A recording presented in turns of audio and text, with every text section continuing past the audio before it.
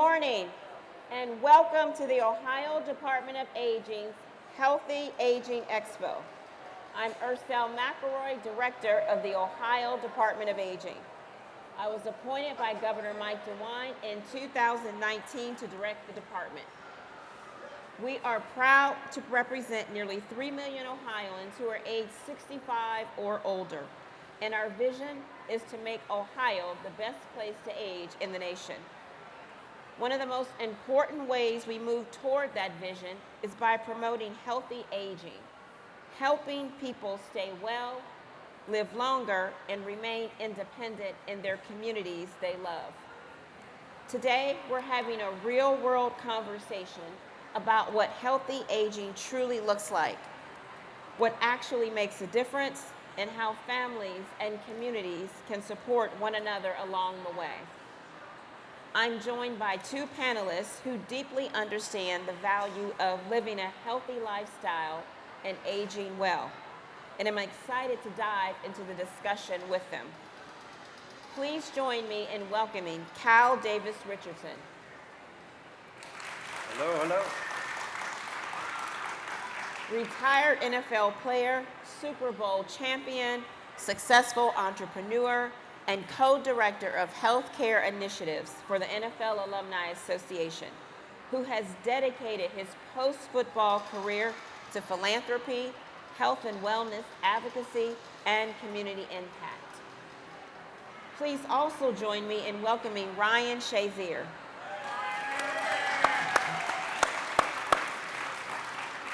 Former star linebacker for the Ohio State Buckeyes, first-round draft pick, Pro Bowl linebacker, and captain for the Pittsburgh Steelers. I see a Pittsburgh fan already.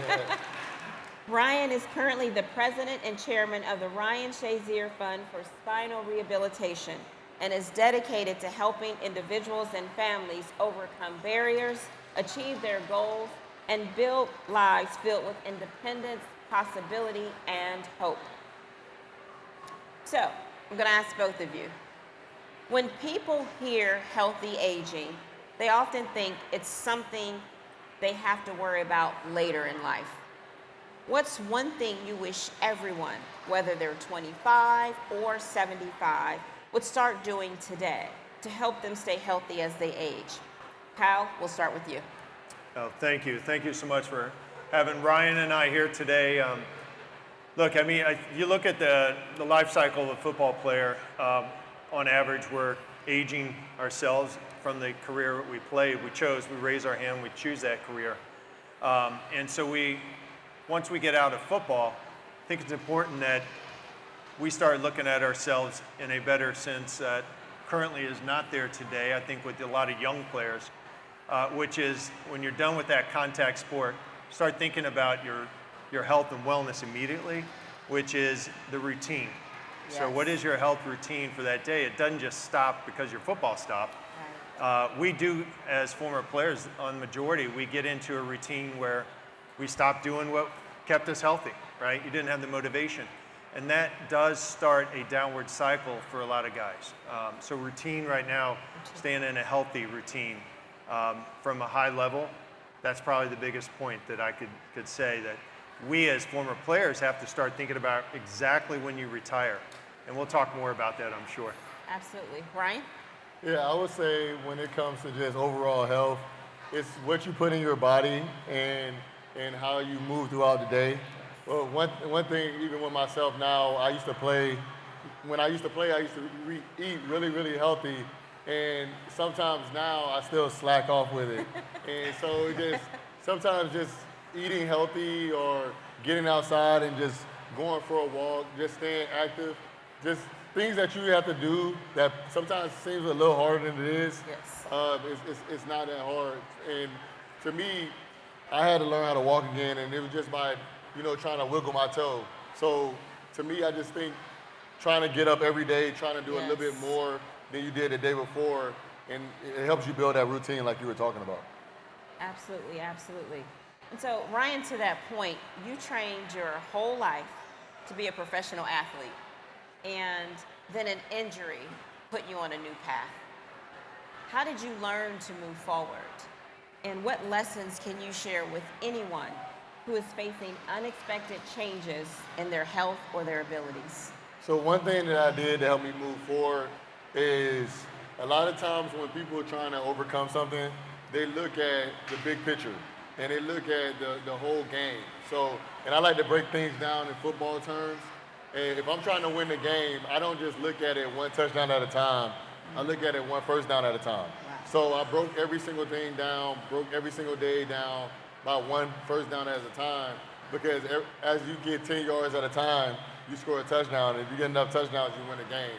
And a lot of times people try to rebuild a new person instead of looking at the things that they already done and use the person that they've already built.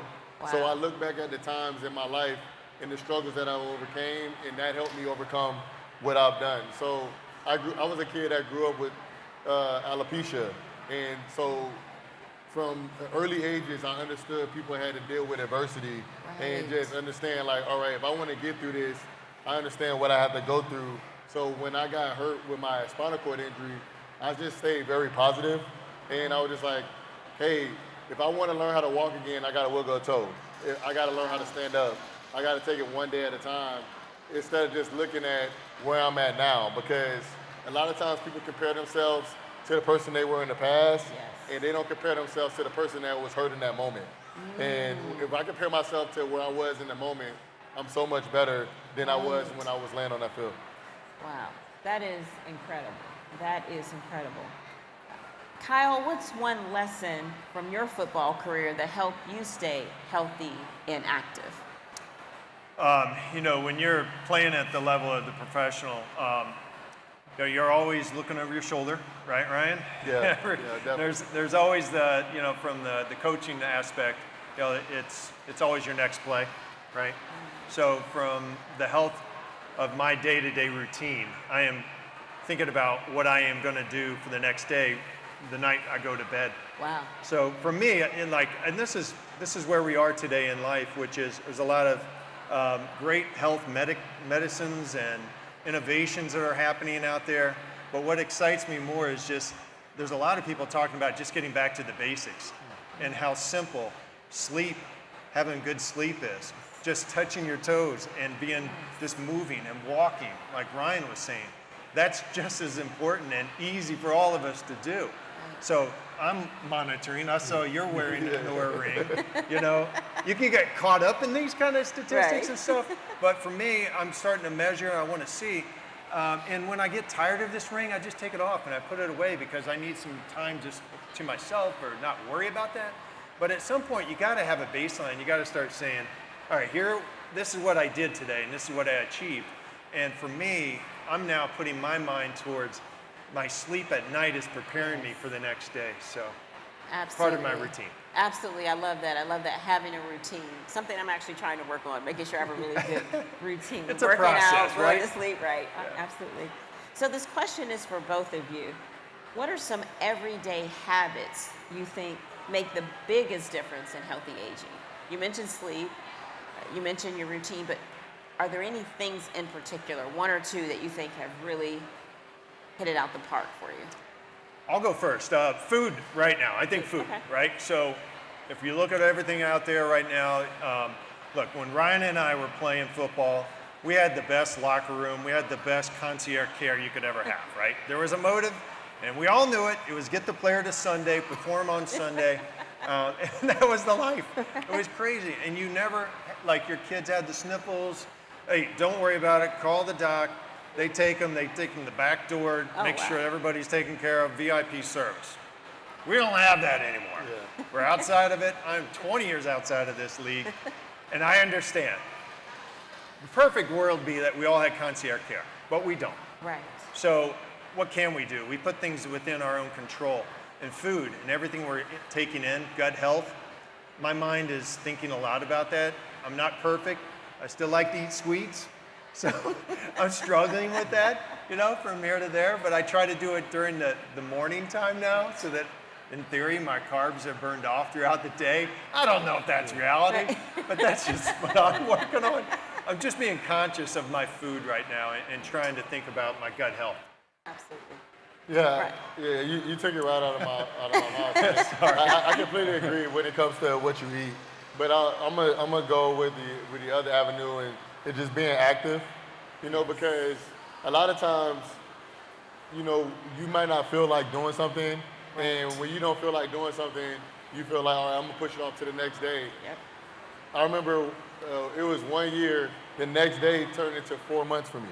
Wow. So if you keep pushing stuff back the next day, the next day, the next day, then sometimes it doesn't happen. And a lot of times people think that they need a membership or you need a program to Right. do something new. When a lot of times it's literally just going outside to go get your mail.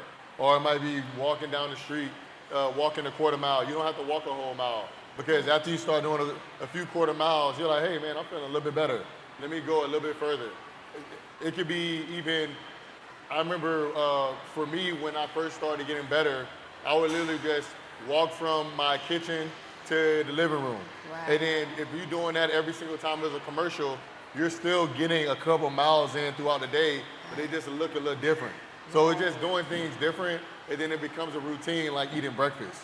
But you just have to look at it in a different way. Like one thing that I told my grandma to do this, because she doesn't like to walk outside. So Right. every time a commercial came on or every time TJ Watt made a tackle, I would tell her, hey, get up and walk to the front door and walk back to your couch.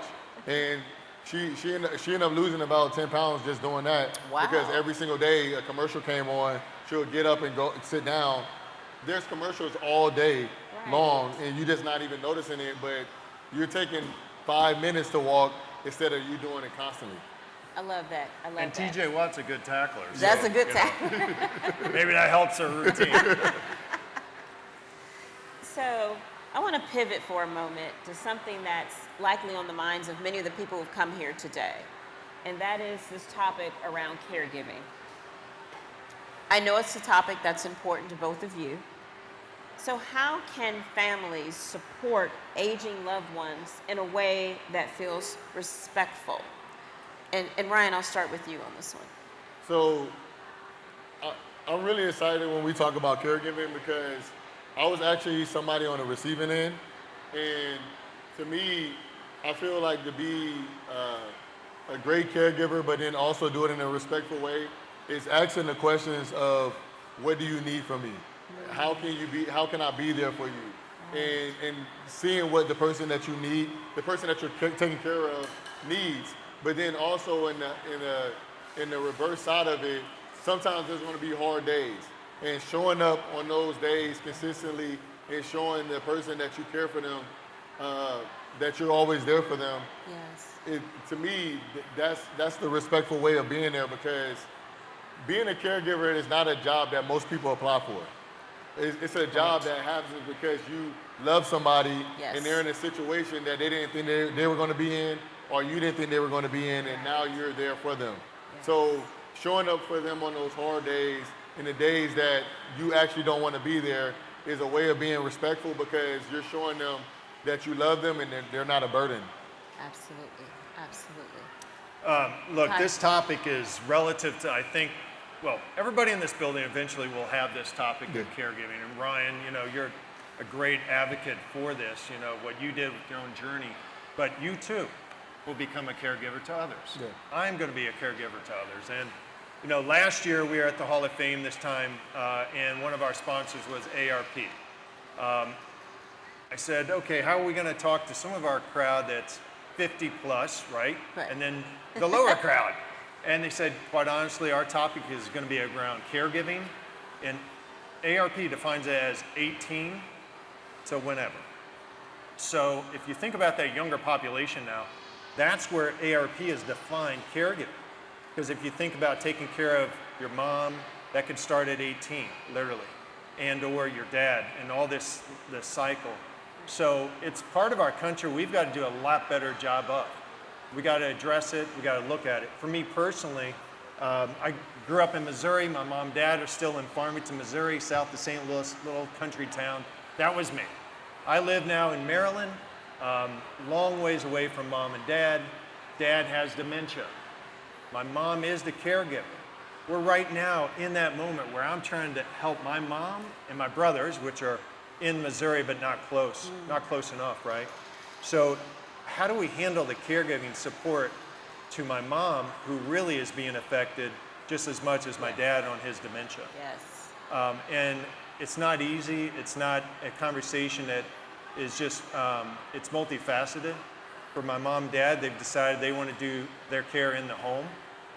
And you think that's going to be, you know, a journey that you can choose, but there's give and take for a lot of this. Right now, my mom, and for me, I'm trying to convince my mom and walk that journey with her that she feels comfortable to have somebody else come into the home. She has not let that happen yet, right? And once that does happen, I think things will be easier. But it's psychology, and it's a lot of like, how do I support my mom, who's the caregiver, to have help in the home? Right. I Absolutely. don't have answers for all that, but that's personally what we're dealing with. Probably a lot like some other people too. Absolutely, absolutely. It can be a very complex yet personal journey for that family. And we know health is more than just physical fitness. We know community is extremely important. How do your respective groups, NFL Alumni Health and Ryan Shazier Fund for Spinal Rehabilitation, help people feel supported, connected, and empowered? If you want to start. Yeah, so I would say at the fund, we do it in 3 different ways. So one way we have grants for individuals with spinal cord injuries, because we understand that everybody has a different situation. We try to meet people where they are. Yes. We also have community outreaches and peer-to-peer networking, but then we also have retreats. And to me, one of the things I really love about retreats is sometimes people get into a situation where they feel like they're the only person in the world that this is happening to. Yes. And then they come to a retreat and find other people that's going through the same situation, and they can learn how to overcome this together. And they come into this situation when they feel like they're the only ones, and they leave in a group text, you know, because they're figuring out ways to do this together. But those are some of the ways that we try to support our community, and because everybody is here in so many different ways, and sometimes you don't know how to overcome them, and you need a community to help you. Absolutely. So I get a great opportunity in life post our career. So I do have a business in care coordination, which is relative to what I just spoke about on the caregiving side of things, from a medical perspective. For my giving side of things, the NFL alumni, we have a part of our group, a subsidiary called NFL Alumni Health. We built that out of the purpose of our 36 plus chapters around the country and leaning into the health and wellness space. And saying, you know, we all come from a community, right? I come from a small town, Missouri. Ryan's from Fort Lauderdale. Fort Lauderdale. I was thinking Columbus, but no. And so, you know, we're all from somewhere. We all don't have to be Hall of Famers, but where you graduate in that community, we're known as a Hall of Famer. And so we want to give rise to that with the backdrop of health and wellness and everything we talked about. We need to do more of that. We need to be in the community talking about living long, longevity, living right. Yes. There's a cost to our health system, Yes. right? Absolutely. So how do we help with that? How do we be better prepared with, you know, what is healthy living? We can be ambassadors. What's good for us is good for the community. And that's what our association's doing in the community. And having ambassadors like Ryan here is going to help. Having you be a part of our team, Dr. McElroy. I mean, you guys are lucky in the state of Ohio. Dr. McElroy, on a national level, is doing things that you guys are fortunate that you're going to get to experience the roadmap of success. What does that look like? Some of the things I've sidebarred with her over the last year that we've gotten to know each other. The thinking of as you age and facilities and how close you are to facilities and just the road structure. How do you get to and from? Those are all challenges for people as you age. These are things I've learned from you. Yes. So thank you. Well stated. So just one last question, if you all will indulge me, and that is for someone in the audience who may feel unsure about where to start on their healthy aging journey, what advice would you give them about finding community that helps them stay active, engaged, and healthy? So for me, I'm watching my parents. I'll go back to my parents, and there is, I don't know if they have it around here, but it's called Culver's. You guys have Culver's? Yes. So, in my hometown, my mom and dad, and my mom, you got to understand, growing up, she did the welcome wagon in our hometown. So she literally loved, and I listened to her every day on a phone call as a kid growing up, like welcoming new people to town. So this is not foreign to her, but she literally still today will gather up a lot of her friends and say, Tuesday night is senior night at Culver's, and you get 10% off. And that has been a routine. But what really I think as I watch from afar is that it's a social connection.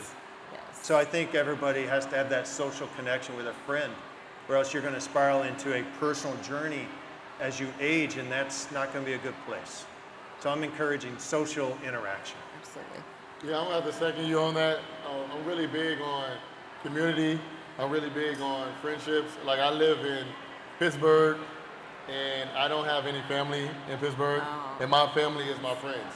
And to me, for me to stay engaged and for me to stay involved in things is by building time with my friends and spending time with my friends, because that is my family. Like my family is there now, my kids are with me, but when my kids are not in town, I'm home by myself. I'm not by myself because I have my friends that are my family. Right. So like building that community and finding things that, you know, they like to do or I like to do. Sometimes trying something new, you know, That's or right. just going outside. If you're in a community, going for a walk at your mailbox, instead of letting the guy just walk past you today, just say hi.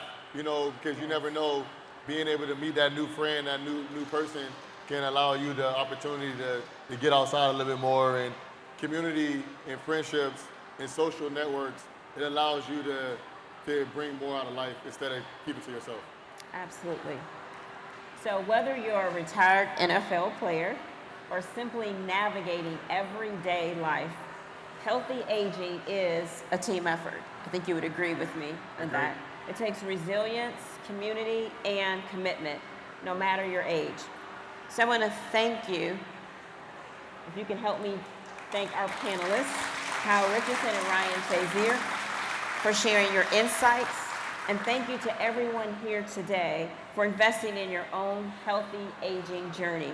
We encourage you to explore the rest of the Expo, and we hope you have a wonderful day here at the Ohio State Fair. Thank you. Thank you.